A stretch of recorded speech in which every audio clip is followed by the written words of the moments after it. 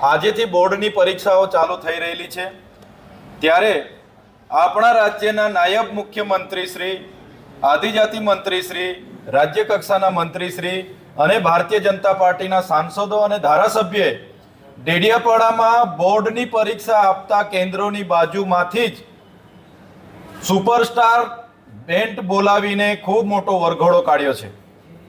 નાયબ મુખ્યમંત્રી એમના મંત્રીઓને કદાચ બાળકોની ચિંતા હોત તો બોર્ડની પરીક્ષા આપનારા બાળકોના કેન્દ્રની નજીક આજે એ લોકો વરઘોડો નહીં કાઢત, પણ એમણે ત્યાં વરઘોડો કાઢ્યો છે અને બોર્ડ પરીક્ષા આપનારા વિદ્યાર્થીઓને ડિસ્ટર્બ કરવાનું કામ કર્યું છે।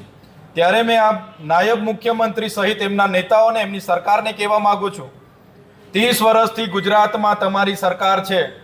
જો તમે તમારી સરકારમાં કામ કર્યા હોત તો આજે તમને ડેડિયાપાડામાં વરઘોડા કાઢવાની નોબત નહીં આવત। આજે ડેડિયાપાડામાં માન્ય નરેન્દ્રભાઈ મોદી સાહેબ આવ્યા નવેમ્બરમાં અને એની પછી તરત તમને વરઘોડા કાઢવાની શું જરૂર પડી છે?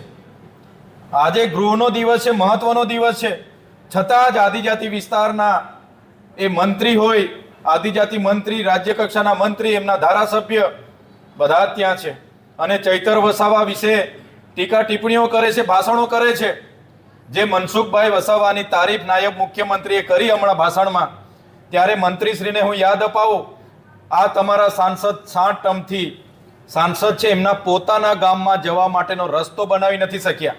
એમના ગામ જૂના રાજના રસ્તા માટે મારે ત્યાંથી પદયાત્રા કરવી પડી, સન્માન્ય ગૃહમાં પણ એ મુદ્દો લાવવો પડ્યો। આ તમારા સાંસદને પહેલા કહો કે પહેલા એમના ગામનો રસ્તો બનાવે। જે ગણપત વસાવાની તમે વાત કરો છો, એ ગણપત વસાવા જ્યારે આદિજાતિ મંત્રી હતા ત્યારે જ આદિજાતિઓના ખોટા પ્રમાણપત્ર એમણે મેળાવડા કરીને બિન આદિવાસીઓને આપ્યા છે, જેના કારણે આજે નોકરી હોય કે રાજકીય અનામત પર આદિવાસીના અધિકારો જ્યાં હોય છે એનો કોટા હોય છે।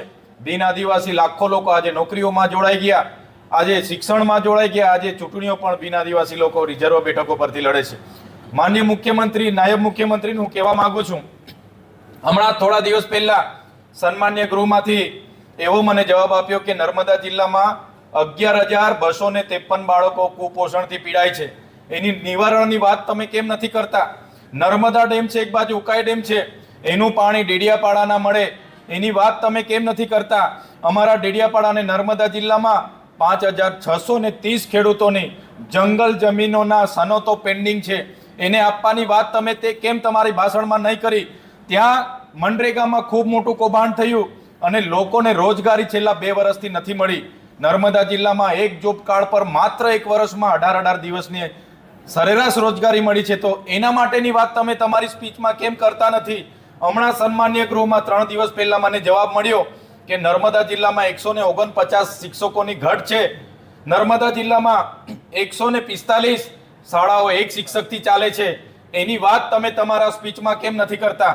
મારે માનનીય નાયબ મુખ્યમંત્રી શ્રીને પૂછવું છે કે જે પણ તમારી સાથેના લોકોએ કૌભાંડો કર્યા છે, બુટલેગરો છે, ધંધા સાથે જોડાયેલા છે, એમને અટકાવવા માટેની તમારી સ્પીચમાં કેમ તમે ભાષણ નથી કરતા?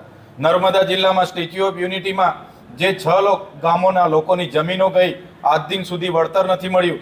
કરજણમાં જે લોકોની જમીનો ગઈ, વળતર નથી મળ્યું। ઉકાઈના ડેમમાં જે લોકોની જમીનો ગઈ, એમને વળતર નથી મળ્યું। તો તમારી સરકાર 30 વર્ષથી છે, તો કેમ તમે વળતર નથી આપ્યું? એની વાત કેમ તમારી સ્પીચમાં નથી કરી? ત્યારે મારે કહેવાનું છે કે ત્યાં જઈને આજે ચૈતર વસાવાને ત્યાં પ્રતિબંધ છે, એટલે ત્યાં જઈને તમે ચૈતર વસાવા વિશે ટીકા ટિપ્પણી કરો એના કરતાં તો લોકોના સમસ્યાનું નિવારણ કઈ રીતે કરવું એ બાબતનું તમે જો ભાષણ કરતા તો ચોક્કસ અમે સ્વાગત કરતા। ધન્યવાદ।